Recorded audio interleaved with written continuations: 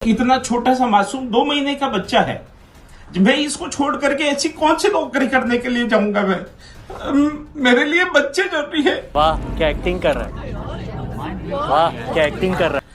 ये ऐसी नौकरी जरूरी है। मेरे को क्यों प्रताड़ित किया जा रहा है, मेरे परिवार को क्यों प्रताड़ित किया जा रहा है, और ऐसी राजनीतिक दुर्भावना क्यों रखी जा रही है मेरे साथ। इनसे मिलिए, इनका नाम है छोटू लाल शर्मा, जो कि राजस्थान के अंदर एक एसडीएम है, सॉरी हुआ करते थे, अभी फिलहाल सस्पेंड चल रहा है। और जब इनका वीडियो वायरल होता है कि पेट्रोल पंप के ऊपर जो कर्मचारी था उसने भाई इनकी गाड़ी में सीएनजी ना भर के किसी और की गाड़ी में भर दिया, तो इन्होंने पहले उसे धक्का दिया इस टाइप से जैसे कि स्लैप किया हो, और उसके बाद जब दूसरा व्यक्ति आता है तो उसे जोरदार तमाचा धर देते हैं। लेकिन भाई जो दूसरा वाला व्यक्ति था ना, वो महात्मा गांधी के सिद्धांतों के ऊपर नहीं चलता था कि आप एक गाल पे मारोगे तो हम दूसरा वाला गाल बढ़ा देंगे। वो भाई साहब किसी और से प्रेरित था और उसने एक गाल पे तमाचा पड़ने के बाद लगातार धड़ाधड़ उसने भी जवाब दे दिया। ये जो छोटू लाल शर्मा जी हैं, इनका कहना था कि मैं परिवार के साथ कहीं जा रहा था, लेकिन मैं लाइन में पहले था, लेकिन फिर भी मेरे व्हीकल के अंदर पहले सीएनजी नहीं भरा गया, किसी और के व्हीकल में भरा गया, और उसके बाद भाई मेरी बीवी के साथ बदतमीजी किया गया, जिसके बाद की हाथापाई वगैरह हुई।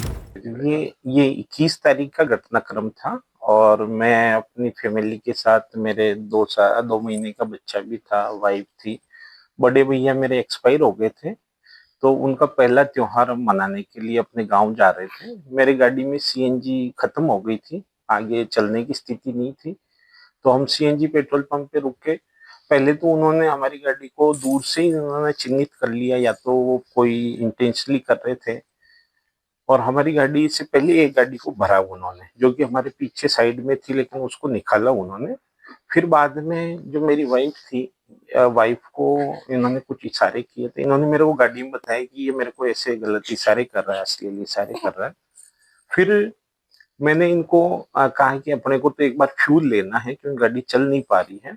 तो फिर भी उसने इंटेंशनली हमारे को सबको उतार के, मेरी गाड़ी लग गई, मेरी गाड़ी लग के हमारे को सबको दूर खड़ा कर दिया, बच्चों को, क्योंकि बच्चे रो रहे छोटे थे।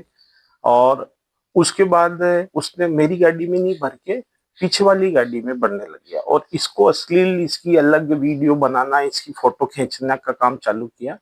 जब फिर मेरे को गुस्सा आया, मैंने कहा आप नियम क्यों तोड़ रहे हो, मैं अधिकारी रहा हूँ, यहाँ एसडीएम लेवल का अधिकारी रहा हूँ, तो आप नियम क्यों तोड़ रहे हो, आपको क्या पता है नियम, पहले आता है उसको पहले भरना होता है। तो इस पे थोड़ा वो गाली गलौज की, उसने अभद्रता की, मेरे साथ हाथापाई, मेरी भी हाथापाई हुई, मेरे भी उन्होंने मारी, तो मेरे मुंह में खून आ गए, और वाइफ ने बीच बचाव किया। फिर हमने एफआईआर दर्ज कराने के लिए थाने में हम परिवार सहित ही गए थे, रायला थाने के अंदर एफआईआर दी। और इसके साथ ही एक महिला जो कि क्लेम कर रही है कि ये इनकी पत्नी है, इसमें भी अभी झोल है, आगे आपको मैं बताऊंगा। तो उस महिला ने इस वर्कर के खिलाफ कंप्लेन भी कर दिया कि भाई इसने मेरे साथ बदसलूकी की है। और ये जो छोटू लाल शर्मा जी है, ये कहते हुए भी नजर आते हैं कि मैं एसडीएम हूँ। नहीं, एसडीएम मतलब कि आप भगवान हो गए, कि आप कुछ भी कर सकते हैं। अब देखिए कि किस तरीके से लॉ का मिसयूज होता है हमारे देश के अंदर, वो भी दिन दहाड़े। वो तो कहिए कि वीडियो रिकॉर्डिंग था भाई, नहीं तो वो जो बेचारा वर्कर था, गरीब आदमी, उसको तो ये लोग जेल में सड़वा देते हैं। वो तो जेल से कभी बाहर आ ही नहीं पाता, ना तो उसके पास पैसे होते भाई वकील हायर करके अपना केस लड़ने के लिए, और ना ही उसकी कोई बात सुनता, क्योंकि सामने वाली पार्टी एसडीएम जो ठहरे, ना तो कोई पुलिस वाला उनकी रिपोर्ट लिखता, ना तो उनकी सुनता, ऊपर से कुटाई करता सो अलग। और ये जो एसडीएम है जो कह रहे हैं कि मैं एसडीएम हूँ, शायद इनको लग रहा हो कि भगवान है, तो ये उस समय पे एसडीएम नहीं थे, उस समय पे आप एक आम नागरिक थे। और आप अगर एसडीएम होते तो भी क्या आप उसको थप्पड़ मार देते ऐसे ही बिना मतलब के? आप एसडीएम होंगे अपने वर्किंग आवर में, उस समय पे हो सकता है आपको स्पेशल प्रिविलेज मिले, स्पेशल पावर्स हो आपके पास कि आप कुछ चीजें कर सकते हो, लेकिन आप ऑफ ड्यूटी थे और उस समय आपने थप्पड़ मार दिया और अपने पावर का मिसयूज भी करने की कोशिश की। क्योंकि मैं एसडीएम हूं, मैं तुम्हें थप्पड़ मार सकता हूं, क्योंकि तुमने मेरे व्हीकल में पहले सीएनजी नहीं भरा। अच्छा, थप्पड़ पड़ा बेचारे वर्कर को, केस भी हुआ वर्कर के खिलाफ, पुलिस भी उठाकर ले गई वर्कर को। वो तो भला हो भाई उस सीसीटीवी लगाने वाले व्यक्ति का, जिसने सीसीटीवी लगाया भाई, और उस सीसीटीवी का जो फुटेज था वो इंटरनेट के ऊपर वायरल हुआ, नहीं तो पता नहीं भाई ये जो दोनों व्यक्ति हैं, ये दोनों अभी कहां किस जेल में सड़ रहे होते। एसडीएम का मतलब होता है पब्लिक सर्वेंट। आपको लगाया गया है पब्लिक की रक्षा के लिए, आपको लगाया गया है पब्लिक की सेवा के लिए, और आप ये किस तरीके की सेवा कर रहे हैं? थप्पड़ मार के सेवा कर रहे हैं ना। अब जैसा कि मैंने आपको बताया कि महिला ने क्लेम किया कि वो उनकी वाइफ है और उनके साथ छेड़खानी हुई है, इसीलिए इन्होंने थप्पड़ मारा, ये सब कुछ हुआ। मैं दीपिका व्यास, पत्नी छोटूलाल शर्मा, आरएएस अधिकारी। हम दिवाली के त्योहार पर हम हमारे घर से निकले थे गांव जाने के लिए कि कुछ 4 महीने पहले मेरे जेठ जी का देहांत हो गया था, तो उनके बच्चे और हम सब ये त्योहार मनाने के लिए घर से निकले थे, तो गाड़ी में फ्यूल खत्म हो गया था। तो हम पेट्रोल पंप पे पहुंचे। वहां पर पेट्रोल पंप पहुंचे तो वहां पहुंचने से पहले वहां पर पहुंचने के बाद हमने देखा कि जो कर्मचारी थे वो क्या अश्लील हरकतें कर रहे थे पहले गाड़ी में उतरने से पहले। तो ये बात मैंने अपने पति को बताई। तो उसके बाद मेरे पति ने कहा कि कोई बात नहीं, फ्यूल खत्म हो रहा है तो अपन पहले भरवा चलते हैं ना। तो हम सब उतरे। मेरे पास 2 महीने का बच्चा था, मैं उसको लेके उतरी और मेरे सारे छोटे छोटे बच्चे भी उतरे। ये उतर के हमको साइड में खड़ा कर दिया। जब नियमानुसार हमारी पहले गाड़ी भरनी थी तो वो हम जानबूझकर वो हमको साइड में खड़ा करके और पीछे वालों की गाड़ी ना उन लोगों को उसने उतारा और उन लोगों को उनकी फ्यूल भरने लग गया। तो ये देखते हुए मेरे पति वहां दौड़ के गए कि भाई ये क्या कर रहे हो आप। तो वो उस टाइम उनसे बदतमीजी से बात करने लग गया। तो फिर मेरे पति ने भी बोला, तो इस बीच में बोलचाल और हाथापाई हुई। उन्होंने भी मेरे पति को मारा, ऐसे मुक्के मारा कि मुंह से खून आने लग गया। मैं भी इस बीच में मैं बचाव करने गई कि भाई मत मारो आप। 50 लोग उनको घेर के खड़े हो गए थे। फिर ये चीज बस इसको गलत तरीके से एडिट करके और सोशल मीडिया पे खूब फैलाया जा रहा है कि भाई एसडीएम है तो इसलिए हमको मारा है, रोब झाड़ रहा है, जबकि ऐसा कुछ है नहीं है। कोई पति अगर अपनी पत्नी के लिए अगर उसकी मान सम्मान के लिए लड़े तो ये कोई गलत बात नहीं है। तो मेरी आप सबसे अपील है कि इस चीज को आप बढ़ावा ना दे, इन ऐसे गुंडे बदमाशों को बढ़ावा ना दे। तो भाई बाद में पता चल रहा है इंडिया टुडे के इस रिपोर्ट के हिसाब से तो यही लग रहा है कि ये जो महिला है ये इनकी वाइफ नहीं है, इनकी वाइफ तो कोई और है। यानी कि यहाँ पे 2 शादी वाला मुद्दा है। रिपोर्ट में लिखा गया है कि छोटूलाल शर्मा का जो विवाह है वो हुआ है पूनम शर्मा से, जो कि कहीं और रहती हैं अपने बच्चों के साथ, और छोटूलाल शर्मा ने उनको अपने घर से निकाल दिया है। यहाँ तक कि पूनम शर्मा ने इस एसडीएम छोटूलाल शर्मा के खिलाफ कंप्लेन भी किया था, लेकिन कोई सुनवाई नहीं हो रहा है। और ये जाहिर सी बात है कि भाई की सुनवाई कैसे भी होगा। एसडीएम के खिलाफ अगर आप कंप्लेन करने जाओगे तो आधे ज्यादा पुलिस वाले तो आपकी कंप्लेन ही नहीं लेंगे। एक्स के ऊपर मुझे एक वीडियो मिला जिसमें कुछ ऐसे ही बातें कही जा रही थी। अब ये ऑथेंटिक है कि नहीं है मैं नहीं जानता, लेकिन बहुत हद तक ये रिजेंबल कर रहा है। नाम वगैरह तो सब सेम ही दिख रहा है। मैं पढ़ाती थी कॉलेज में, प्राइवेट कॉलेज। पढ़ा के मैंने उसको घर बैठे खिलाया। कॉलेज में लड़ाई करके आ जाता है, लड़कियों को छेड़ के आ जाता है, वहां भी उसको नौकरी से निकालते थे जून में। तब मैं उसको बचाती था, वो मुझे आगे कर देता था। मेरी बीवी को छेड़ा, ये उसका आदत है। तब भी मैं उसको बचाती, चलो कोई बात नहीं, मेरा पति जो कहेगा वही करना पड़ता है, साथ में रहते है ना, कि तू इस पे साइन कर दे, तू इस पे साइन कर दे। टोंक में बजरी माफिया के उसके केस चलाया था, फेसबुक पे है पूरी स्टोरी। तो उसमें भी उसने मुझे आगे कर दिया था कि तू साइन कर दे, बोल देना कि तेरे से पैसे उधार लिए। कोई पैसे उधार नहीं, काली कमाई थी।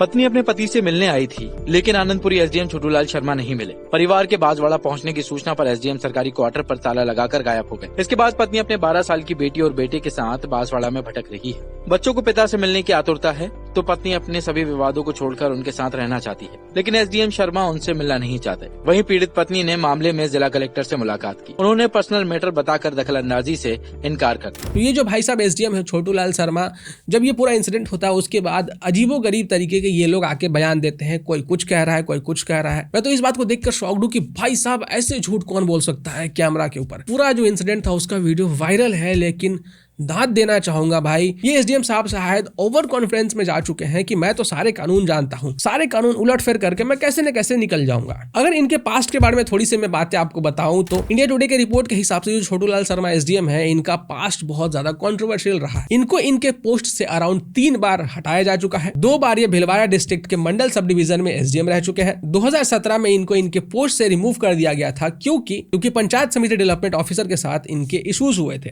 और इसके साथ साथ इनके ऊपर डिसिप्लिनरी एक्शन भी लिया जा चुका है। 2018 में जब ये टोंक में एसडीएम थे तो उस समय पे इनके ऊपर एक्यूजेशंस लगे थे कि इन्होंने अपने प्यून को भी मारा है। पार्टिकुलरली इस इंसिडेंट में सबसे ज्यादा मजेदार बात क्या आपको पता है? अलेज किया गया है कि प्यून को इसलिए मारा गया था क्योंकि प्यून को जो घूस के पैसे मिले थे जो कि एसडीएम को देने थे, वो पैसे लेकर वो भाग गया था, और इसी चीज के कारण टोंक के अंदर प्रोटेस्ट भी हुए थे, जिसके बाद कि इनको इनके पोस्ट से रिमूव कर दिया गया था। एसडीएम साहब, आपने इस बार जिस व्यक्ति को मारा, ये जो मुद्दा है ना, ये अब आ चुका है सोशल मीडिया पे, और अब ये छिपने वाला नहीं है, और अब जो मामला है बहुत ऊपर तक जा चुका है। बहुत ऊपर तक का मतलब है कि ये अब हो चुके हैं सस्पेंड। अब देखिए, हमारे देश के अंदर जो बाबूज है ना, जो ब्यूरोक्रेट्स है ना, वो लोग जब भी कोई कुछ कांड करते हैं तो उनके ऊपर कितना एक्शन होता है हमने देखा हुआ है।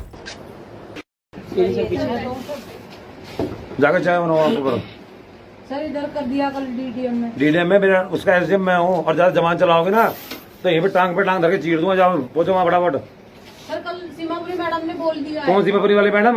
वो कौन होती है? एसडीएम डीडीएम में मैं हूँ, वो तुम्हारी मम्मा नहीं है। वो पहुंचो वहाँ पे, ज्यादा मेरे साथ जबान मत चलाना। सर मैंने लिख के दे दिया डीडीएम के लिए, उन्हें लिख के दे दो, तुम्हारा लिख के दे दो, क्या फर्क पड़ता है? मतलब डीडीएम के लिए उन्होंने बोला डीडीएम था ना। वो कौन होती है? तो मैंने ऑर्डर नहीं करे तो कोई दिक्कत नहीं है। कब तक बचोगे? भारती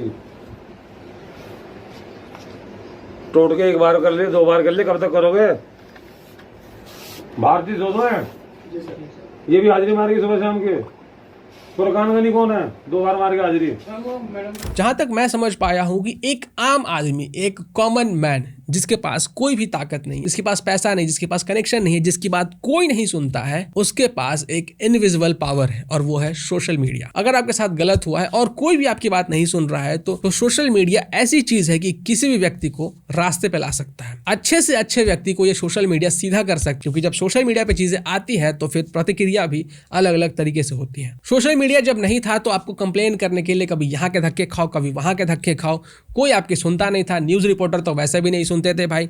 लेकिन अब जबकि सोशल मीडिया आ चुका है तो जैसे ही चीजें सोशल मीडिया पे पहुंचती है और अगर वो ऑथेंटिक होती हैं तो भाई उसके ऊपर कार्रवाई भी बहुत तेजी से होती है। देखिए यहाँ पे एक बहुत इंपॉर्टेंट पॉइंट ये भी निकल के आता है कि हमारे सोसाइटी के अंदर किस तरीके से पावर का तो मिसयूज हो ही रहा है, साथ में जो लॉज है उसका कैसे मिसयूज किया जा रहा है। और कोर्ट को और जो हमारी गवर्नमेंट है उनको भी इसके ऊपर संज्ञान लेना चाहिए, क्योंकि अब देखिए कि भाई साहब कैमरे में सब कुछ अवेलेबल है, उसका वीडियो क्लिप अवेलेबल है, लेकिन महिला ने एफआईआर कर दिया कि मेरे साथ बदसलूकी की गई है। मतलब ऐसे आते जाते अगर कोई भी महिला चाहेगी कि भाई मुझे इस व्यक्ति को बर्बाद करना, भाई वो एफआईआर कर देगी। पूछताछ तो बाद में होगी, पहले तो पुलिस कार्रवाई कर देगी और उस व्यक्ति के ऊपर इल्जाम लग जाएंगे तो वो एक धब्बा जैसा हो जाएगा पूरे सोसाइटी के अंदर। ऐसा ही एक केस हुआ था जब एक लड़के के ऊपर एक लड़की ने एलिगेशन लगा दिया था कि भाई इसने मेरे साथ छेड़खानी की है। उस लड़के के ऊपर कार्रवाई हुई, भाई वो केस लड़ा, बहुत लंबा चला। उस लड़के का मेंटल कंडीशन बहुत खराब हो गया था, क्योंकि हर तरफ से उसे नेगेटिविटी मिल रहा था, सब उसे कोस रहे थे, सबको ही लग रहा था कि इसने गलत किया है, गलत किया है। बाद में जब कोर्ट से नतीजा आता है तो पता चलता है कि लड़की ने ऐसे ही फॉल्स एलिगेशन लगा दिए थे। तो हमारे गवर्नमेंट को और हमारे जुडिशियरी को भी ये चीज देखना होगा और इसके ऊपर कानून बनाने होंगे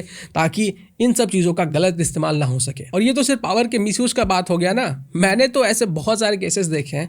इनफैक्ट हमारे जो खुरपेश भाई है जो कि ट्विटर के ऊपर ये ठीक करके दिखाओ कैंपेन चलाते हैं, तो उन्होंने पूरा तो एक लिस्ट बनाया हुआ कि किस किस व्यक्ति ने यूपीएससी क्वालिफाई किया है अलग अलग कोटा से। मतलब जो व्यक्ति हंस सकता है, बोल सकता है, एकदम परफेक्टली फिट है, वो व्यक्ति भाई फिजिकली चैलेंज्ड कोटा से यूपीएससी क्लियर कर चुका है। कोई आईएएस बना पड़ा है, कोई ब्यूरोक्रेट बना पड़ा है, कोई एक बहुत बड़ा अधिकारी बना हुआ है। मतलब आप सोचिए कि धांधली हमारे देश के अंदर किस लेवल पे होती है कि एक व्यक्ति जो परफेक्टली फिट है वो उस कोटा में यूपीएससी क्वालिफाई कर चुका है, जो कि उन लोगों के लिए है जो कि फिजिकली चैलेंज्ड है। इस टॉपिक के ऊपर जल्दी एक वीडियो लेकर आऊं ताकि लोगों को पता चले कि हमारे देश के अंदर जो यूपीएससी है उसके अंदर किस लेवल की धांधली चल रही है। बाकी एग्जाम के अंदर पेपर लीक होता है, लेकिन यूपीएससी के अंदर जो अंधरा है वो देखने लगता है, जो लंगड़ा है वो चलने लगता है, जो गूंगा है वो बोलने लगता है और जो कुछ बच गया वो सब कुछ करता है।